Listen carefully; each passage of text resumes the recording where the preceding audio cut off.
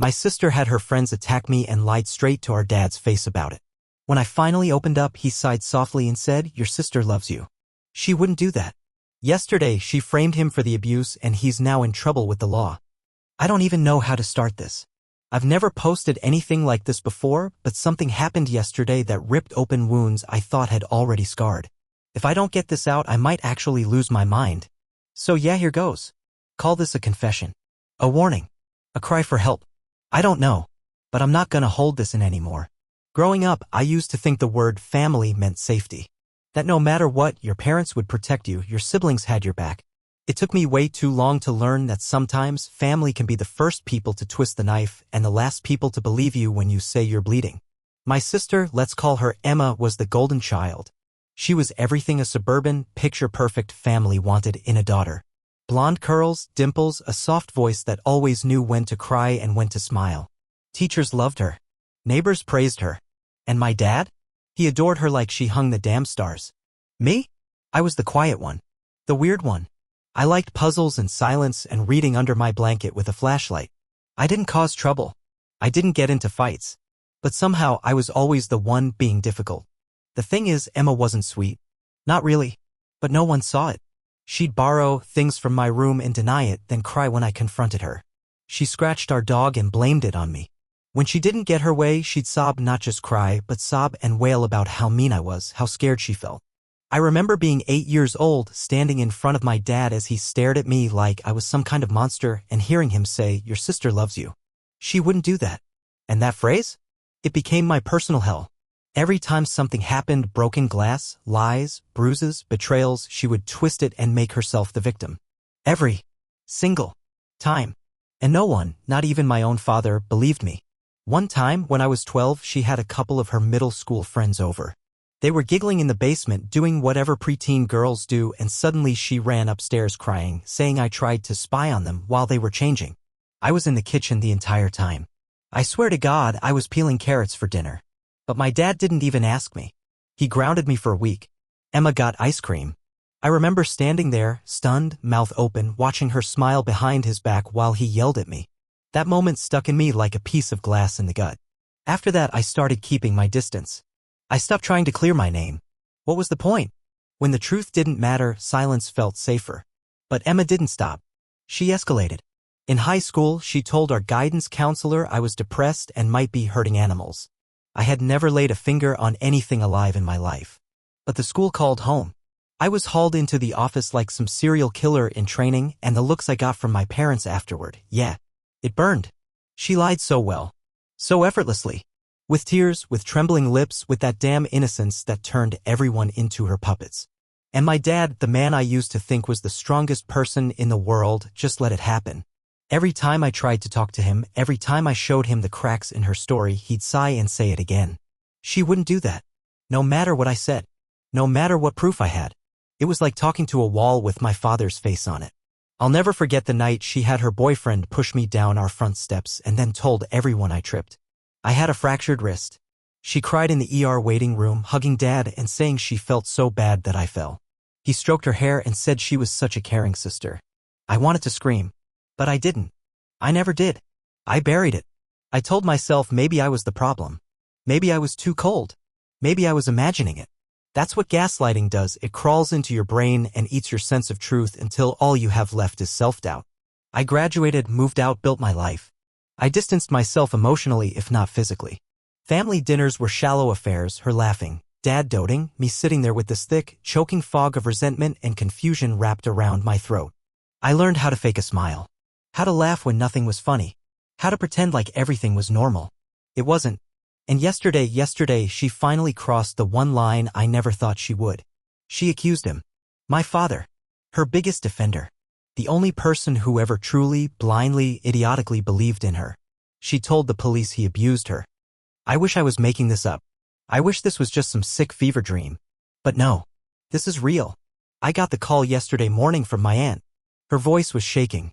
Your dad's been arrested, she said. They think he hurt Emma. I didn't even understand the words at first. It didn't register. I sat there in bed, phone pressed to my ear, staring at the wall while my brain tried to plug in the logic. Hurt her? What are you talking about? Dad practically worshipped the ground she walked on. But the words kept coming. Emma went to the hospital the night before, told staff she had bruises from an ongoing pattern of physical abuse from our father. She told them he hit her, said she was terrified for her life. And they believed her. They always do. When I finally got to the station, my dad was already being processed. They let me see him for 5 minutes. 5 minutes that cracked open something in me I didn't even know was still alive. This man, my dad, he looked broken. His hands were shaking. His eyes were red. Not from crying, but from the sheer devastation of what had just happened. She said I hit her, he whispered. She told them I beat her since she was little. And then, in the softest, saddest voice I've ever heard come out of a grown man, I never even spanked her, son. Not once. I didn't know what to say. For the first time in my life, I saw doubt in his eyes. He didn't say she wouldn't do that. He didn't defend her. He looked at me like he'd just watched his entire world collapse. Did I miss it? He asked. All those years. Was she really? That's when I finally said it. All of it. Every damn thing. The lies, the manipulation, the way she turned you against me. All of it, Dad. You didn't miss it. You just refused to see it. I told him about the time she poured hot tea on my arm and blamed the cat. How she stole your credit card to order makeup and told Mom I did it. The night she locked me outside in the rain and laughed from the window. All the years I thought I was losing my mind, thinking maybe I really was the bad kid. He didn't cry, but his mouth trembled. I believed her, he said. All those times you tried to tell me. I believed her. 5 minutes were up. A guard pulled me away and my dad, the man who once told me boys don't cry, looked like he might shatter into a million goddamn pieces. The rage hit me later. Not immediately. At first, I was just numb. Empty. I walked back to my car like I was floating. My hands couldn't stop shaking. I sat there staring at the steering wheel, thinking, she finally did it. She finally ruined him too. You know what's messed up? I think she planned this. Emma's always been about power. Control. She thrives on chaos. And lately, Dad had started seeing her. Noticing the cracks. A few months back, he told me she'd been different. That she was getting distant. Secretive. Maybe even manipulative. I remember thinking, welcome to the party, old man. You're about 2 decades late. But I think Emma sensed it. She saw the loyalty slipping. The pedestal tilting. And she couldn't have that. So she did what she's always done. She turned herself into the victim. But this time she leveled the nuke. She weaponized his love and fired it straight back into his chest. The police are investigating. There are photos, bruises. I don't know where they came from. Maybe she did it to herself. Maybe she had help. But they're real enough to put cuffs on a 62-year-old man who's never raised his voice, let alone his hand. I know what some of you might be thinking. Maybe she's telling the truth this time. Maybe he did hurt her and you just never saw it. I get it. That's how twisted this all is. She's that good at playing the victim that even I question myself, even after everything. But I know my father. For all his failures and God, he failed me over and over. He never had it in him to lay a finger on her. Not her. Not his angel. His golden child. No. This isn't about abuse. This is about punishment. She lost her grip on him. So she destroyed him. And now? Now he's facing serious charges. His job's already suspended him. His reputation gone. The neighbors, our relatives, even my own cousins are talking like he's a monster. And me? I've kept my mouth shut for so long. Too long. But now? I'm done being quiet. It's strange. When someone you love gets accused of something horrific, people look at you differently too. Like you're radioactive. Like you must have known something. Been part of it. Enabled it. Or worse, stayed quiet. I did stay quiet. But not because I didn't know. Because every single time I tried to speak, someone shut the damn door in my face. She's your sister, she loves you. Don't make trouble for the family. Are you sure? Emma doesn't seem like the type. Yeah. That's the thing about people like her. They never seem like the type. After I left the station, I drove straight to my aunt's house. She's the only one in our entire extended family who didn't drink Emma's Kool-Aid like it was holy water. She always said Emma reminded her of our grandmother, sweet to your face, then vicious as hell behind closed doors. When I got there, she opened the door and just hugged me. No questions. No hesitation. Just arms around me like she knew. I broke down. Not loud, not dramatic. Just this quiet, bitter sobbing that came from a place in me I forgot existed. All those years of being disbelieved. Of being blamed. Of watching my dad defend her lies with that stupid, blind love in his eyes. I told my aunt everything. Not the filtered version. The truth. I told her about the time Emma got caught cheating on a math test and blamed it on me, said I pressured her to copy my answers. I got detention. She got a warning. I told her about the time I came home with a black eye and Emma told Dad I started a fight at school. In reality, she paid one of the neighborhood boys $5 to teach me a lesson after I told her to stay out of my room. I told her about the time Emma screamed and threw herself into a wall, then said I shoved her, all because I wouldn't give her my iPod. I was 14. They made me write a letter of apology. My aunt just sat there, nodding. Her lips were pressed tight, but her eyes? Pure fire. You have to tell people, she said finally. All of this. You have to speak now. For yourself. For your dad. She was right. I didn't sleep that night. I started writing. Everything. From the beginning. I didn't know where to post it or who would even believe me. But I knew I couldn't let this go on. I posted a thread in a local support forum, shared it anonymously. Then I emailed it with proof to the family members who had already started whispering. I included screenshots of Emma's lies. Old messages. A journal I'd kept for years. I told them the truth. The next day, the storm hit. Some people called me a liar. Said I was trying to save face for my dad. Said I was jealous of Emma. I expected that. But others, quiet ones I hadn't heard from in years, reached out privately. She did something like that to my daughter once. I always thought there was something off. I'm sorry I never spoke up. Even her ex-boyfriend messaged me. She told me you had a history of violence. Said you once tried to strangle her in your sleep. That's why I never wanted to meet you. I guess I believed her. I didn't know whether to laugh or cry. Meanwhile, Dad was still in custody. His lawyer called me. They needed character witnesses. A record of his parenting. Anything. So I gave a statement. Swore it under penalty of perjury. I said he failed me, yes. But not like that. He failed by loving Emma too much. By giving her the benefit of the doubt until she weaponized it. And I told them I believed she hurt herself. That she would go that far. Because I do. That's the kind of person she is. You think she wouldn't? You weren't there when she slammed her own hand in the closet door, then sobbed on the floor until Mom let her skip school. Or when she pulled out chunks of her own hair to claim her boyfriend was controlling. This isn't new. This is just the first time someone other than me paid the price. The fallout is nuclear. Our family group chat? Dead.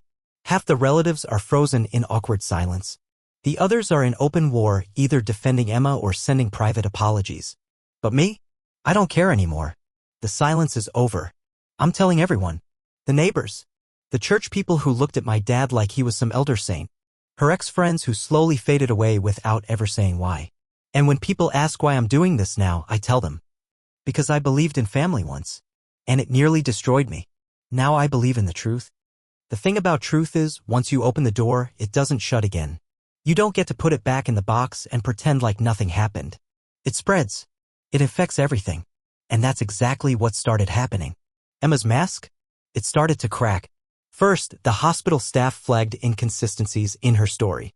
She claimed the bruises came from a recent beating, but the injuries were in various stages of healing, some fresh, some weeks old. Then came the security footage. 2 days before she went to the ER, she was caught on a grocery store camera lifting heavy items, no visible pain or hesitation, no bruises. Yet that night, she was limping, shaking, weeping about how Dad lost control. Her apartment neighbor, an old lady who always kept her blinds half open, told officers she hadn't seen Dad anywhere near the place for weeks. And then the nail in the coffin, Dad's phone. GPS showed he was 40 miles away the entire evening she claimed he attacked her. The charges haven't been fully dropped yet, but his lawyer says it's coming. That we just need to hang on. But the damage? Already done. His name is in the papers. His workplace regretfully accepted his resignation because they couldn't afford the bad PR. My dad, a man who built his life around helping others, volunteering, mentoring kids at the community center, is now reduced to hiding in his own house. And Emma? She's gone quiet. Like completely. Deleted her social media. Blocked most of the family. No new interviews. No statements. Just disappeared. But not before dropping one more grenade. She left a voicemail on my phone. I hope you're happy, she said. Her voice was calm. Controlled. No tears this time. You destroyed the only person who ever really loved you. You think they're going to see you as the hero now? You're pathetic. You always have been. You don't know what's coming. I listened to it 3 times before deleting it. And for the first time in years, I didn't feel scared. I didn't feel small. I felt angry. Righteously, powerfully angry. Because she was right about one thing, Dad did love me. In his own flawed, fumbling way. And even though he never stood up for me when it mattered, he didn't deserve this. No one does. So I kept speaking. I wrote a full public letter. Posted it on Facebook, Reddit, everywhere that mattered. No more hiding behind usernames. No more protecting reputations. I named her. I laid it all out. Every lie. Every manipulation. Every time she turned pain into power. I braced myself for the backlash. But it didn't come. What had come? Support. Dozens of people reached out privately. Old classmates. Former teachers. Even an ex-family therapist we'd seen when I was 15. I always suspected something, she wrote. But no one wanted to listen. I'm so sorry. Some of Emma's friends, the ones who'd ghosted her years ago, told me their own stories. How she faked panic attacks to get out of jobs. How she accused a roommate of stealing, then admitted months later it was her all along. How one girl caught her sabotaging a college scholarship application out of jealousy. She's poison, one of them wrote. And she's finally being seen. But it wasn't just about exposing her. This was never revenge. It was survival. It was justice. I met with my dad last night. First time since he got out on bail. He looked smaller somehow, like the weight of everything had finally crushed the image he held of his perfect little girl. I'm sorry, he said. Just like that. 3 words I waited decades to hear. For not believing you. For letting it happen. For being blind. I nodded. I didn't know what to say. I wanted to scream, to cry, to tell him it was too late. But it wasn't. Not really. Because this moment? This finally felt like the beginning of something honest. I think I loved the version of her I had in my head, he said. Not the real Emma. And you. I didn't know how to love the version of you that didn't ask for anything. That didn't demand attention. That one cut deep. But he was trying. Maybe for the first time ever. We sat in silence for a while. Then he asked the question that's been haunting both of us. What happens now? I didn't have an answer. I still don't. Emma might vanish for a while. Or she might come back swinging. I don't know. She's always been 2 steps ahead in the most dangerous ways. But this time I'm not running. I'm not hiding. And neither is he. They say trauma doesn't just change you, it rewires you. I used to think that was dramatic. But lately? I feel like my entire brain is short-circuiting every time I hear my phone buzz. Because even though Emma's gone dark, the whispers haven't stopped. Some of the family is still buying her story. Not outright, no one wants to look that foolish, but they're doing this thing where they don't want to take sides, which is code for, we're too scared to admit we were wrong about her, so we'll pretend neutrality is wisdom. One of our cousins actually had the nerve to text me. Maybe she's just really struggling and this is her way of asking for help. Don't you think you should reach out? I stared at the screen for a full minute before responding. She tried to put our father in prison. You want to light a candle for her, go ahead. I'm done setting myself on fire so she can stay warm. I blocked him right after. The problem with being the truth teller in a family built on denial is that you become radioactive. Nobody wants to stand too close in case your honesty exposes their own rot. People liked it better when I was the quiet one. The strange kid who sat in corners and stayed out of the way. My silence made their lives easier. My pain was convenient background noise. Yeah? Now I'm the disruptor. But I don't care. Not anymore. Because here's what not talking got me. A childhood of gaslighting and isolation. A sister who tormented me and got away with it. A father who looked me in the eyes while defending my abuser. A family that only calls when they want you to smooth things over. You don't get to build your peace on my silence anymore. I've been spending more time with Dad. We're awkward as hell, don't get me wrong. He still doesn't know how to have a real conversation without retreating into his own guilt. But at least now he owns that guilt. The other night, I showed him one of my old journals, an entry from when I was 13. It was a list of things Emma had done that month. Took my allowance. Told kids at school I wet the bed. Cut up my hoodie and said I did it to myself for attention. Threw out my sketchbook. At the bottom I had written in big shaky letters. Maybe if I disappear, everyone will be happier. Dad stared at the page for a long time. Then he asked if he could keep it. I think I need to carry this for a while, he said. So you don't have to anymore. It broke me in a way I didn't expect. Because yeah, it's late. Maybe too late for some things. But in that moment I saw something I never thought I'd see from him, not just remorse, but accountability. Meanwhile, Emma's apartment lease was terminated. Whether she broke it herself or got evicted, no one knows. A friend of hers messaged me, one of the few who'd stuck by her, to say she left town. No forwarding address. No goodbye. That should have felt like a win. But all I felt was empty. Because you don't celebrate the end of a war when your entire village is ash. The legal stuff is still ongoing. The charges are being dropped slowly, piece by piece, but they don't go away with an apology. Dad's name still shows up on background checks. The court of public opinion doesn't delete its headlines. I'm looking into clearing it through legal channels. Expungement. Defamation suits. I don't know. I've never dealt with this kind of mess before, but I'll do whatever it takes. Because this isn't just about Dad anymore. It's about every person who's been silenced by a golden child's crocodile tears. Every sibling who grew up thinking they were the broken one. Every parent who was so desperate to believe their favorite couldn't be cruel that they let someone else rot in the shadows. It's about truth. Ugly, inconvenient, uncomfortable truth. And if it burns bridges, so be it. I'm tired of carrying around matches I didn't light.